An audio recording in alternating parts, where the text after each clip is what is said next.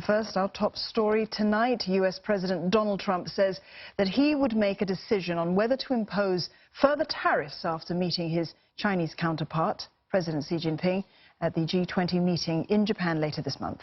Mr. Trump had threatened to hit China with levies on at least another $300 billion worth of goods. Additional tariffs on China? Well, you mean when am I going to put the extra $325 billion worth of tariffs?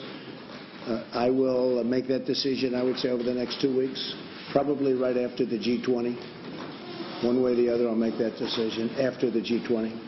I'll be meeting with President Xi, and we'll see what happens, but probably planning it sometime after G20. Okay?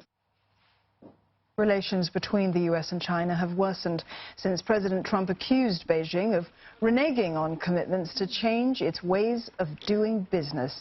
Since then, both sides have been engaged in a war of words and acted against each other's companies.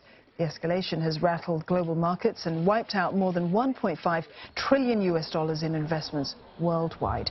The G20 summit, which will be held in Japan on June the 28th, marks the first opportunity for President Trump and President Xi to meet since the last G20 summit in Buenos Aires last year.